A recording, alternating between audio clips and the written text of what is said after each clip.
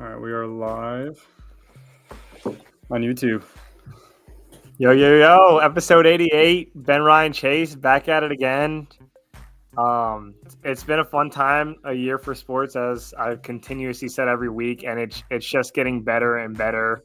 But we got a pretty packed out show today. We're gonna touch on MLB free agents. Obviously that's out and about. Already one big signing so far this year. Yeah. Obviously doing NFL check-in. Ben wants to run through this weird GOAT rankings brought to you by the Athletic. Just top 10. Just a little top 10 GOAT ranking things, and then we'll finish out the show with the NBA. So yeah, let's get right into it. Let's do it. So we did MLB free agents. We did a little. We're not going to go through all of it, but we did a little top 25 between the three of us. Kind of see. We missed, unfortunately, the MLB trade rumor challenge, even though we were looking for it this year. But we did top 25. Kikuchi off the board already. Angels. So did everyone pick Angels for Kikuchi? Yes. Okay. No. Chase, did you not see that? No, I didn't see it, but I just left it blank. Oh, that's fine. Okay. Yeah. So again, we won't go through all of them. I think that we can go through like a couple of the top ones. Soto, Chase and I with the Mets. Ryan went with the Rangers. Wow. Okay.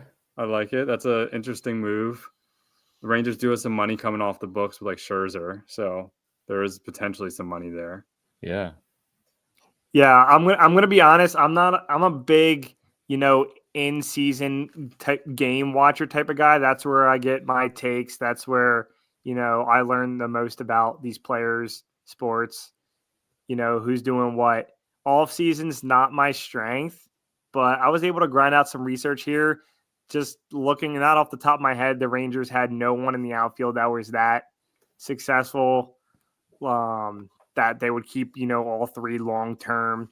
Rangers are a team I think they still want to compete. They literally won the World Series 2 years ago. I don't think they just want to fall off the earth. And they're known to have some big signings. Like Ben said, they do have some cap space. So yeah, they're going to sign someone big. I just, I'm not going to say Yankees for the Soto for him to go there, but yeah. Yeah, I think the other one, we all had Astros for Bregman, which is interesting. No real discrepancy there. Chase, me and you had the Nationals for Santander. Wow. Okay. So that's I did surprising. see the Nationals were in play for some of these guys. So yeah, I figured they have to. They have so much money. They have to at least start to buy people at this point. Yeah, I could see like Christian Walker also being potentially a guy, but I didn't put him for that. Yeah, especially being an East Coast guy from Philly. Yeah. Was there anyone that you guys put Phillies that you want them to get in that top? Because I know I put Mets for Soto. I honestly don't. I won't mind if they get him, but I don't really want him. It's going to be too much money. You have to assume Soto by the age like 30, 31, he's an all-time like full-time DH. He's already not a great fielder. He's going to want like 12 years. I'd rather the Mets go like Corbin Burns and then get someone else with that. But yeah, true. I didn't pick the Phillies to get any high price one. There's also just no one in here that really tickles my fancy as far as a Phillies free agent signing. Yeah. And real quick, we're talking about Soto. We got a comment in here from Danny Clark to the Yankees, 15 years, $730 million deal. Danny, I don't know. Is that something you want to see? I mean, that's a big bulk. I think they're already carrying a big load with. They can afford it. I don't want the Mets to do that. So if the Yankees do that, by all means, that's an atrocious amount of money in years. Yeah, that's the thing. I mean, you put the Mets for him, but I don't know if you even want if that. He has a productive 10 years, which is incredible. You have 5 years of just dead cap space. Yeah. No, I appreciate the comment there, Danny. I mean, I don't know if you're a Yankees fan or not, or if that's just your baseball take, but it's definitely possible. So it's going to take a while, though. Soto's not going to sign for a hot minute. Yeah, for sure. So, but yeah, so just we'll monitor that as we go, and kind of just see how we do. We won't go through all of it right now, but just as the free agents kick off the board. We'll give all of us 1 point for Kikuchi. We all get a Yeah. free Yeah. Was Bregman the only one we all picked the Astros on? Anybody else we matched up? Not really. There's a couple with two. Like two of us had the same guy. But other than that, we all had different. Like Hoffman, two of us had back to the Phillies. Suzuki. Looks like all of us picked the Dodgers. Yeah. All of us picked, Okay. and I don't want that to happen, but Yeah, I don't want that either. But just because of the salary implications, it just would make sense. And also, they have half of his team already on there. yeah. Yeah, no, I agree. So we'll keep monitoring, see how this goes, and hopefully it's a fun hot stove. Because I mean, look around the league a little bit, and the Angels, they've made already 5 moves. Of course, the Angels are active with Kikuchi. We talked about him, but then they also got Darno, Jorge Soler, Kyle Hendricks. Like they've been active early. So yeah, signing guys that will not impact their season. I love it. Yeah. And Danny Clark said Sasaki to the Padres. Yeah, I think generally a lot of times guys that come over want to stay on the West Coast. So, yep. Giants are probably in play too. Padres. Giants are sleepy. They're definitely going to get someone. Giants always make the offer. They just haven't really landed the guy. they made the offer for Harper. Yeah, they've been trying. Yep, Harper they tried to get. They didn't get him. Like there's been some big names they were trying to get. And it's weird because it's not like San Francisco is an unattractive place to play. Like it's a nice stadium. But and also sorry, I kept saying Danny. It is Donnie. He's listening right now. My apologies, Donnie. Plus, it seems like at the end of the year, Buster Posey he didn't force his way into the front office, but it seemed like they were just willing to let him run everything, and then they canned their GM while that was all happening.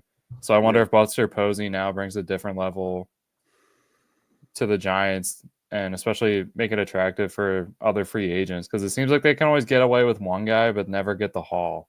Yeah. Nope, I agree. So we'll see. Monitor it as we go, and we'll I don't think we have much more to talk with MLB.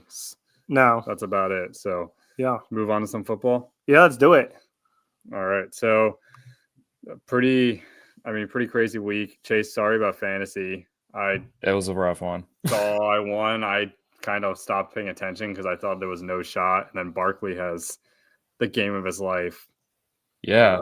And I had no idea you had LA's kicker. So the fact I just was looking at only my score and I was like, 115 money, we're going to tie. And I peeked my eyes across and saw you finish with 126. And I was like, how did this happen? How did they stat correct and add on like 10 points? I know he had a good day. And that was basically the matchup was one of us is going to have a chance to the playoffs and one is done. Yeah. So it's been competitive this year. Did you end up winning or not? I know you and Nuke were close. No, I'm in dead last place. We got another. Fantasy, sorry not to interrupt, but Donnie got another Cowboys fan here. Oh, Donnie, yeah. I mean, let's touch on that, right? Fantasy is all three of us are going to miss the playoffs. Yeah. So we do have one Cowboys fan here. I still have a chance. Here, no one here has a chance in the fantasy for our playoffs. But let's talk about this Cowboys game. My take, best game of the week. Just definitely biasness there, but the Commanders were on this hot streak, and boy, have they been humbled over the last 2 weeks. They're now sitting at 7-5, not as tasty for Jaden Daniels and his crew, but that was by far a wild game, a game I thought that they were going to lose, win, lose, and then they won. Yeah. Obviously, Kevontae Turpin's kickoff return, you love to see that. This dynamic kickoff, I hate how they call it that because it hasn't been dynamic. You still see so many touchbacks, but the fact that it goes right through his 5-hole, he picks it up, puts his right leg into the ground, and just skirts two Commanders, special teams guys, to essentially seal the game at the time. A wild one for sure, but no, I 4-7. I'm not giving up hope yet. I know most Cowboys fans are. I still think they have a shot. The problem is they're essentially going to have to win out because the NFC North is just a powerhouse no one saw coming. The Lions, Vikings, and Packers, they're going to take 2 of the 3 wildcard spots, probably the top 2. So a game that they beat against the Commanders, in their division, and a team that they could be competing for the wild card spot, right? Because the Eagles, I think at this point, are probably going to get the division. So big win for the Cowboys. They got the Giants coming up on Thanksgiving. Should be another win. They should get to a 5-7. You should start seeing them on that in the hunt area when you're watching games on Sunday. So excited to see them pop in there and just makes the games more exciting to watch. I hate watching games where it's the season's already over, like Jets fans already. But you guys are not gonna get in the playoffs, bro. I don't know where this. I didn't say from. we were. I just said I haven't given up, and there could be in the hunt if they win on Thanksgiving. Right now, the Jets have better seed in the AFC than the Cowboys in the NFC. Let that sink in, my guy. What was that? The Jets are higher up in the standings in the AFC than the Cowboys in the NFC. That doesn't stress me out at all. Okay. So, where are the Jets at? Let's talk about your Jets. They had a bye. Good week 12th. for them. Yeah, great week for them. 3-8. Idle. Nothing bad can happen. Yeah, they're 12, sitting pretty in number 12 right now. Cowboys sitting at 14, so they got some work to do. They do for sure. They do for sure. So, yeah. No, and real quick, I want to talk about the Ravens too, Chase, because obviously they emphasized the Harbaugh Bowl. To me, the big factor of the game was the J.K. Dobbins injury, but it was nice to see Lamar get another rushing touchdown. Derrick Henry still looks fresh against a pretty elite defensive line, in my opinion. Khalil Mack, he was back. He was out there. He had some good plays, but Ravens looking good. And we talked about that rough Steelers schedule to end the year.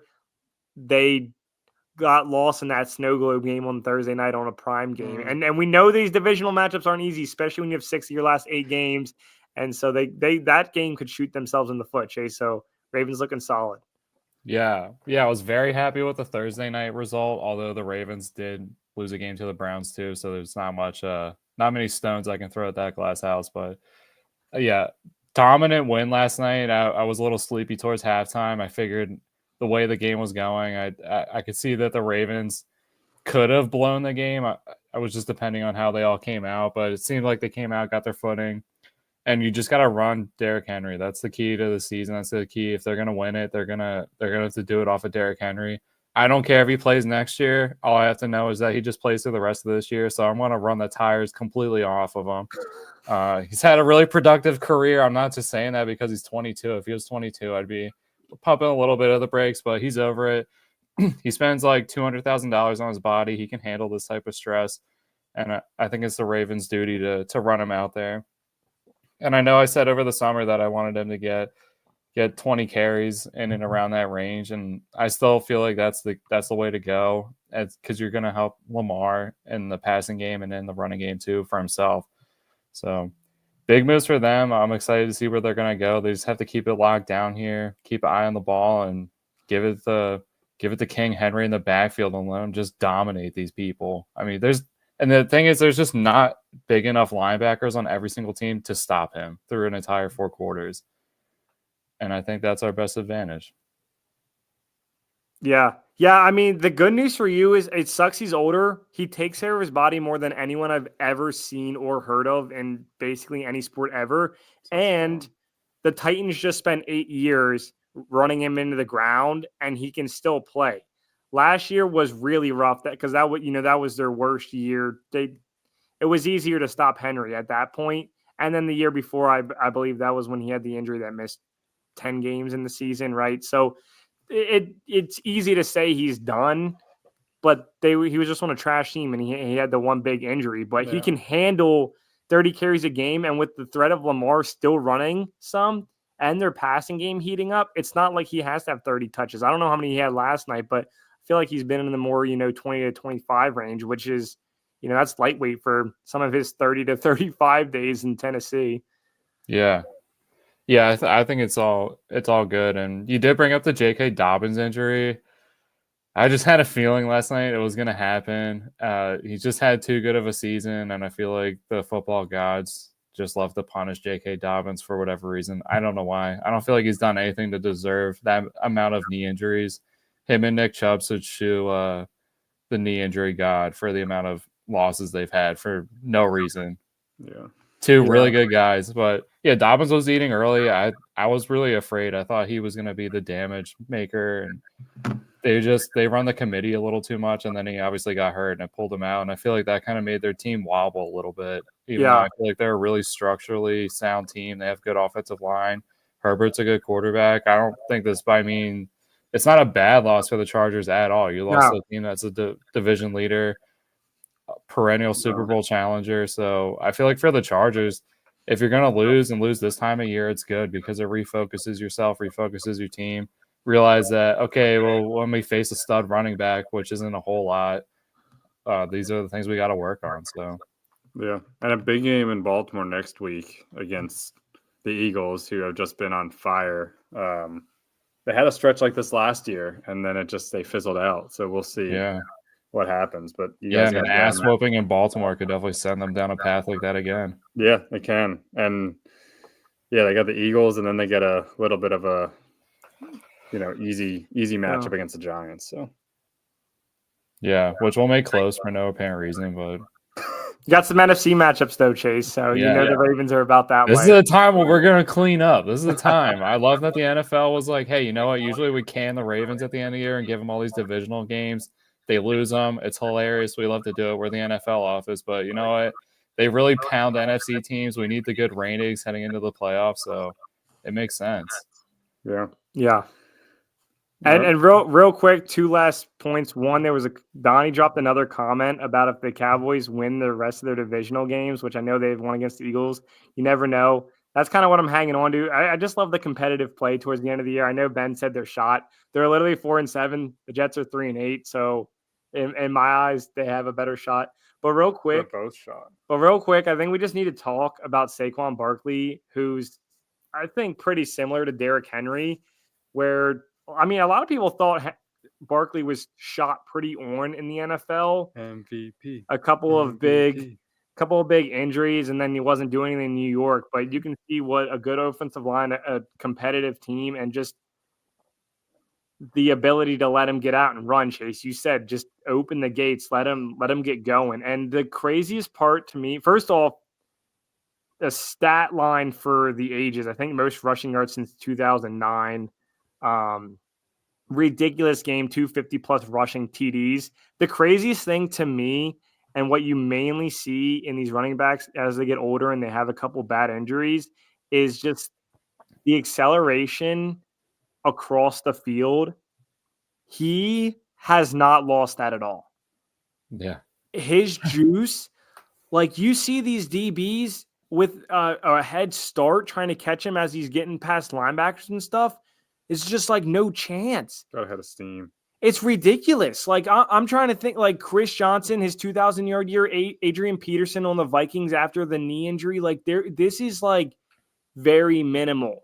Derrick Henry's a different, I don't want to say class, but he's a different category because he's a power back that can just steamroll everyone. And he's still the king in my eyes. But this Barkley season is ridiculous. And you guys talked about it. If anyone besides a QB could win MVP this year, who would it be? You both said Barkley before the season started. I actually checked the odds after last night. He's now 4th. Let's go. And so you got Josh Allen, Lamar Jackson, Lamar Jackson plus 150, plus 250, right? So they're basically the 1-2 punch. Yeah. And Jared Goff, Saquon Barkley, and Patrick Mahomes are the next 3 in the plus 700, plus 800 range. Then there's no one else. So we're essentially at the point in the season, everyone plays the rest of the year out. He's got a 1-in-5 shot, and he doesn't even have to do anything remotely to what he did Sunday night, again against the Rams.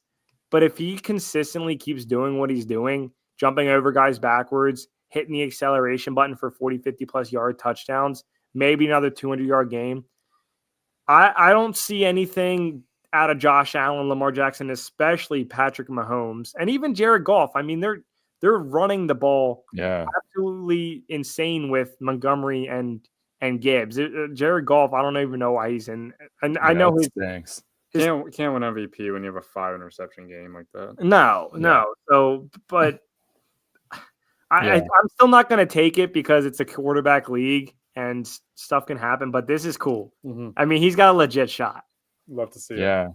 Yeah. And especially, I think when I brought it up, he was low teens. Like he was not even Like there was some garbage level quarterbacks ahead of him, and he's finally got the respect of the MVP vote. Yeah, I feel like it's special. And like you said, Ryan, there's literally been no drop off. This literally looks like the Saquon Barkley that I saw at Penn State. It's the same exact guy. He's gone through major devastating injuries, and you can't even tell. Would not be able to tell. This guy blew out his ACL and had like other damage to his legs. I mean, he seems stronger than ever, faster, quicker, and just has such a grasp. Like there's things that he's doing that you can't even do in a video game. And I feel like there's things in a video game that you realize you can't do in real life. But then there's Saquon Barkley, who is that. He will do something that has never been done before. That you think is impossible, he just does. And he makes it look so easy. Reminds me of 2008 Michael Turner. Okay, that's a pool right there. But if that's what you remind you of, you're definitely aging yourself a bit there, Ben. But I'm not. It's not bad. 2008 Michael Turner stats. He had a ridiculous year. Yeah. What are they? Just think of Michael Turner as a big bowling ball. Yeah, he had 1,700 yards, 17 touchdowns, and he was second in MVP. Oh wow! Who did he lose to that year? Oh, it says he was third here. Oh, third? Well, Chad Pennington and Peyton Manning. Okay, so he was second in the MVP. Yeah. I'm not counting Chad Pennington Dolphins as the number 2. So, okay. Well, Ben, that's pretty spot on. But Barkley, I hope he wins MVP. I would love to see someone besides a quarterback win the award. Yeah. Especially because of how devalued the running backs have been. How no one's really respected them the last few years. They've taken a hit in money. They've really just been a position that's suffered. And now to have a guy do what he's doing on he should also get a new deal this offseason too. I mean, he's being criminally underpaid. Yeah, and teams were basically like testing running backs, basically like, all right, we can just win with a committee. We don't need a star running back. Like we can just have 2 average guys and be fine. But there's an elite level, like you see Barkley, Henry. There's some guys that are just on another level. The Lions are in a unique situation, but both of their backs are very good too. I mean, a lot of these teams. That's why Goff shouldn't, he has so many weapons. Like, he doesn't need to do anything back there. Yeah, I think you could put a lot of different quarterbacks back there and they would win. You put Carson Wentz in that, I think he would win just as much, honestly, as Goff. Yeah. Well, and I think it's important too that Barkley's in it because now this year for the first time in college, it's basically between 2 position players. And I don't really remember that in recent memory. It's always just been down to at least multiple quarterbacks and 1 position player. Now this year, it seems like it's finally flipped completely on its head too. And now you have guys who are running back or wide receiver cornerback who are leading in the Heisman odds. So it's great to see these other guys get the respect that they should because they are the game changers. The quarterbacks mean a lot to a team. Obviously, if you have a shit quarterback, you're not going to play that well. But to have the exceptional playmakers you have around you and to not really consider them to be game-changing players, I think needs to change now. Yeah. And next year, offensive linemen need to get in here. Oh, yeah. Yeah, and just one last thing with the Barkley thing. I think what makes it – first off, he's a rootable guy. You can't hate him. You love to see someone succeed, especially, being a veteran in the NFL. But to me, running backs now are kind of like quarterbacks, maybe 90s, early to mid 2000s, where, the running backs kind of dominate the lead. So you got this gunslinger coming out, dropping bombs down the field. Someone like Drew Brees comes into the league and just starts throwing missiles. And you're like, whoa, this is unique. This is different. It's fun to watch, right? Now the running backs have completely died.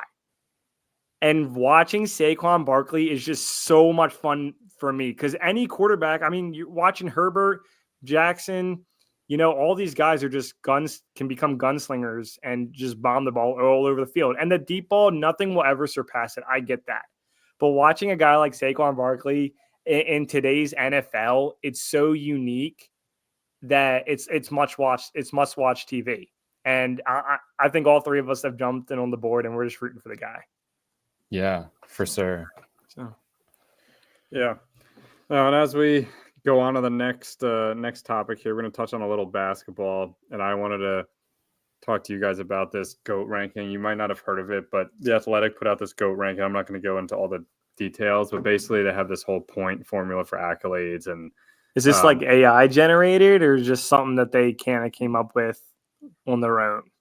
No, there's writers, like they basically said writers analytics and stuff. And Barkley was involved. Charles Barkley was involved. But anyway, it comes up with the top 100 players, and it basically gives a rating for each accolade, stats, everything else. I just wanted to just go through the top 10 and just see what you guys think. I'll just go through the top 10.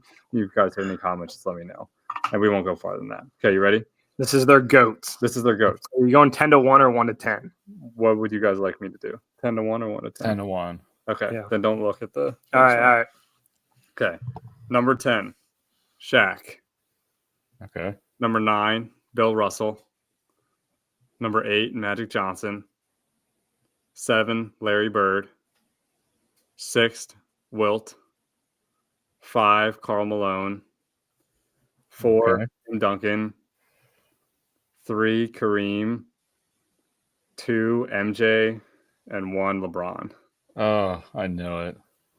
Okay, first, Chase, you can go first. Ryan, I know, has his list like in his notes. No joke. I have this list from 20.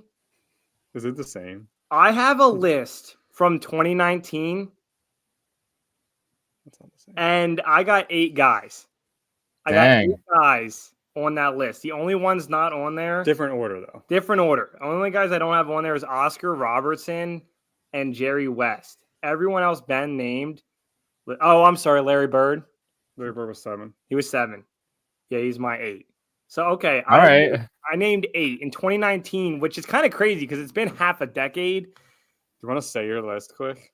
Yeah, you might run through Ryan's it. list is a little funky, by the way. I'll Yeah, just warn you. my list 10 to 1 right now from 2019. I do have to adjust it. So I got Jerry West, Oscar Robertson, Larry Bird, Tim Duncan, Magic, MJ at 5, LeBron at 4.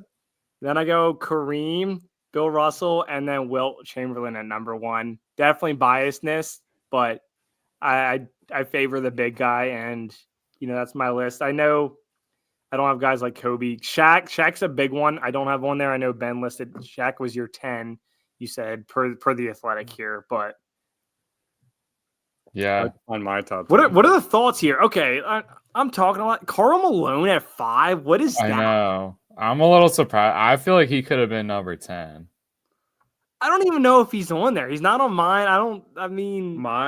My thing that I thought was interesting was they had here was an interesting thing. They had Steph Curry down at 27 and James Harden was at 13. Oh, okay. And Jokic was ahead of Curry also. This is getting fuzzy quick. I'm not a huge Curry fan, but he won unanimous MVP. There's some interesting ones in there. Like Embiid's above, like in 34, above like Dwight Howard and Jason Kidd. Okay. I don't know. So let's just go back to the top 10 because it gets way too hazy. But notables that are left out: Kobe at number 11. I'm fine with that. And then Yeah, I'm KD fine with that at too. 12. I'm also fine But there's a with that. big drop in like the point value after Kobe, and then to Durant is a huge drop off of like the points. So you got 11 guys Basically, yeah. that have a chance to be considered the GOAT. Yeah. And the closest were Tim Duncan and Malone, who were 0.6 away from each other in the points. So All right. I don't mind it. I think Karl Malone, I agree. I think he's too high. I'm not the biggest, we're both not the biggest Kobe guys. I still think he's probably in that top 10. Yeah, but we're both taking Shaq over Kobe. Yes. And Shaq is over Kobe, Yes. 10 to 11. Yes. Yeah. I don't mind agree it. with that too. I like a big man.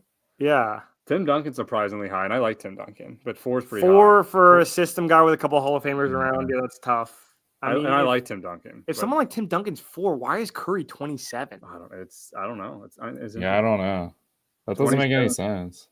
Yeah. I mean, you have like Curry, and then around like Moses Malone, Dirk, Chris Paul's above Curry. Like it's Okay. Well, all right. There's stats that go into it, and Curry doesn't contribute a lot besides 3 It balls. kind of feels like the only person that cared about putting on this list in their position was LeBron. And then they're like, well, no, that's not. We don't really care how this shakes out. Yeah, they emphasized the LeBron 1 Yeah, and it's like, MJ 2 for like okay. modern day. There's the whole article above it explaining the points and how they're doing it, but it's long, and I didn't read all of it. So I just thought it was interesting. It's something different. It's they're quantitating it to some extent. So if they're quantitating it to some extent, I appreciate that. They're not just like putting out some random list. At least they put some effort into it. Yeah, so it's not some list that Skip Bayless wrote up on his toilet. Yeah, no, there's some it's effort. Not the Kevin Garnett podcast. Let's see who would you like to play against in your starting 5 team, you know? Yeah. So I ultimately it tracks. I mean, I matched with 8. It's not a bad list. Yeah, that's not bad. I mean, I feel like you're onto something with like your top 10 right there. Yeah. I feel like big guys are just it's kind of like the running back in the NFL. Yeah. I still think I mean, there's instances like the Warriors, right? But yeah, I mean Kareem at 3, I like that. LeBron, MJ, they're gonna be the big 2 always. I think our generation's always gonna say LeBron. I think the generation above us, Gen X, they're always gonna say MJ. I mean, I was at work the other day and I was talking to this one guy I worked with, and he had like an MJ cup on his desk. And I was like, "Oh, you an NBA fan?" "Oh, no, not really. But I watched a lot of basketball back in the 90s and early 2000s, and I was a huge Jordan fan." I was like, "Oh, really?" He proceeded to tell me Michael Jordan's birth date, his middle name, and like exact dates where he had like big moments or big games. And oh my gosh. That's just one guy. So a lot of one thing I wish I could have seen was him playing his prime. I'm sure no social media, not all these talk shows, probably less haters, which you can sometimes like guys more when you don't go into the comments section on Twitter or Instagram and see some people badmouth, and that could deter you a little bit. But it's definitely LeBron, MJ 1, 2. Jordan would get hosed in the media now if he did some of the stuff he did when he was playing. For sure. Oh yeah.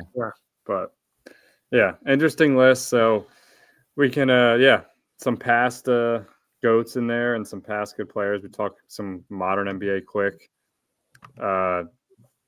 Yeah. I cannot believe 5 years ago I threw together a list. Did off the I top of think my head, and I met you and did Hef do one too? Yeah. I gotta find during one. COVID. I think I have a list somewhere. Yeah, I don't think I have a top 10 list. I'll put one together. Yeah, I'll make sure I find mine. I was thinking about the only person I might not put in is KD. So I would have to just check into it, but yeah. All right. Well, modern NBA. What do you got? Chase, let's just get right into it. Sixers are 3-13. Still feeling good. 16 games. Big Three's played 1 game together. Only 4.5 games out of the 6th seed because the East is doing East things and they're not good right now. When do we hit the panic button? I would say Christmas Day. Okay. I think if we're not seeing any signs of life, I don't know what I don't even know what you do. I know. Because I don't think you can trade people you sign until actually after that time frame anyways. I think you can trade them in January. So if you decide you're going to move on from Paul George, you have to match the salary, find somebody that's willing to do that, and probably take a loss on that. The problem with doing that too is it's just like it sets that precedent for free agents coming there that like you might just move on with him like with that quickly. I don't know. It's one of those tough things that I think Chase nailed it. If we get to Christmas Day and showing no signs of improvement or consistency with who's on the court, I don't know.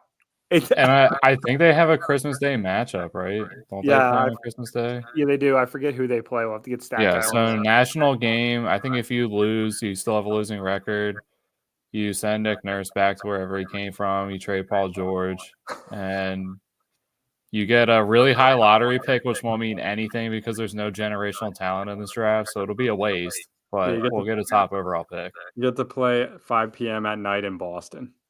Oh, well, that will be a 20-point ass whooping. That But a game like that, Chase, they're 10 games under. There's a month till Christmas.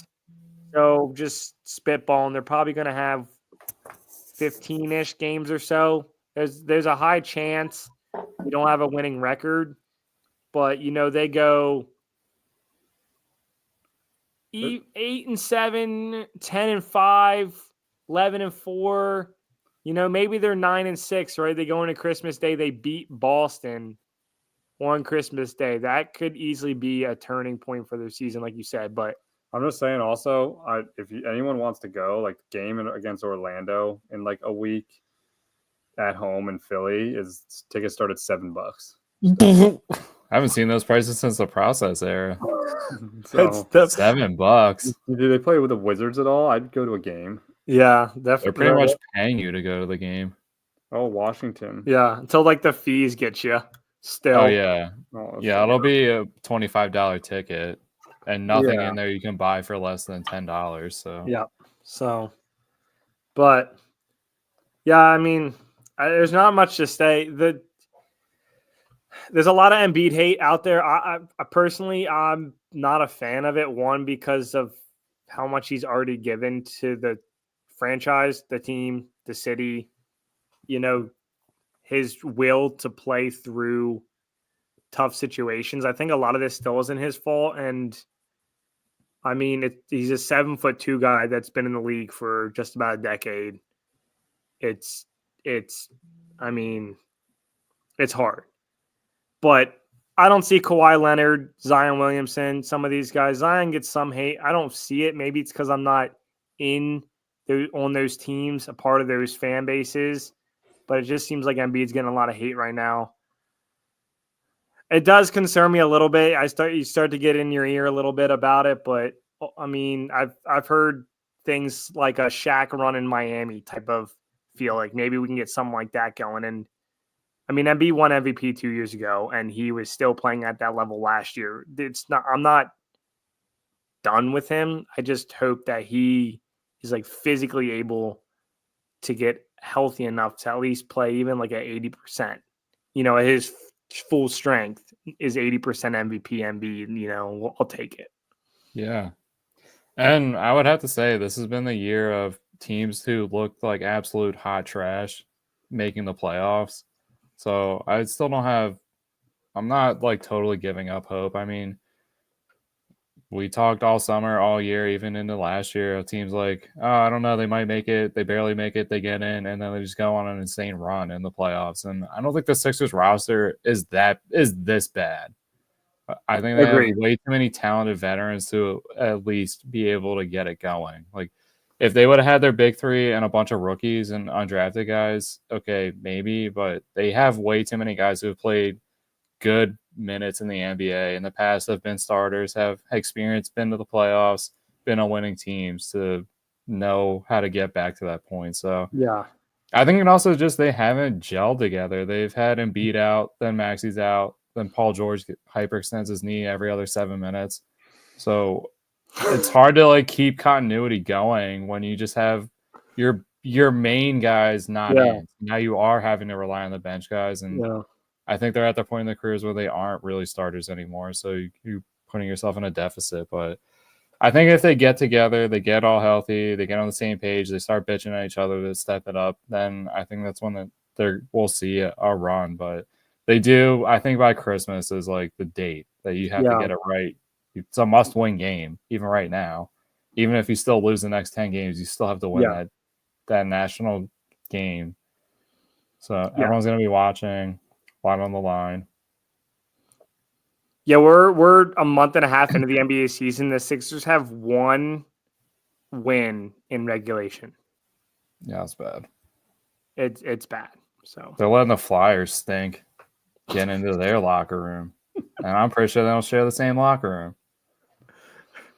Yeah, for sure. And that team's trying to lose. I don't really care that they are losing. It is what it is. But the Sixers, you can't spend that much money, have this result, and also just have all the drama we've had. Yeah. All these coaches change, all the GMs change, and it's still the same product all the time. I don't think they understand it. Like, when we The had Jimmy culture's Butler, it never- was definitely our best chance to win. We let him go, and then we've just been downhill ever since then. Yeah. Yeah, it's almost like a culture curse since that Butler miniature era there. So Yeah. not that it was great before, but No, but you were there. You were on the precipice, and yeah. it feels like they don't. It feels like they don't have the same urgency as we do. It feels like Josh Harris really cares about football and building this dumb stadium in Chinatown, which no one ever wanted and no one wants. And it's like, that's great. I'm glad you want to do all this stuff, but can you actually just focus on winning the NBA? Yeah. For once? We ain't no LA Clippers. We don't need a brand new light up seat stadium in Inglewood. Yeah, I don't care. They could literally set up a lot in the parking lot, set up hoops in the parking lot. I would still go. I don't care. Yeah. I just want to be able to know they're going to win. Yeah. Finally, just put together a team that wins from the start of the season till the end of the season. Not, oh, we have to wait. Oh, this guy sucks. Oh, this guy's not playing for us. Oh, this guy hates us and he's sitting out. Like, we're paying these guys so much money and they don't do anything about it. And Josh Harris, I just see him all the time watching the Commanders games, stuffing his face with whoever knows what from the Commanders Stadium. No one cares. I hate seeing his face. Yeah, I'm sure the Devils fans are annoyed at him too. Pick a sport and pick a lane, buddy. Oh my god. Yeah, I'm not a huge Josh Harris fan, but yeah, he's got the Sixers, the New Jersey Devils for hockey, and now the Commanders. It's the ugliest portfolio of teams I've ever seen. Yeah, for sure. Yeah. Yeah, we could. Really? I don't want to really get into Josh Harris too much. I'm not a huge fan of him either. So.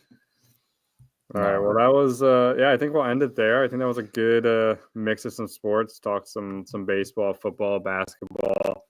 We'll have more to talk about next week. We hope everyone has a good Thanksgiving, safe Thanksgiving, enjoys time with family. It's good food, and we will see you guys on the other end of it. Yeah. Next Tuesday, 7:30, 7:45 Eastern. Mm-hmm. We'll be back on it here. Yeah. December 3rd is Yeah. the date. As we get into college football, we'll see. Yeah. Yeah, for sure. And as we get into December, we'll change around our days a little bit with New Year's Eve and Christmas Eve on a Tuesday. So we'll record on different days. Figure it out. All right. Next time. Yeah. We'll see you. Ben Ryan Chase out.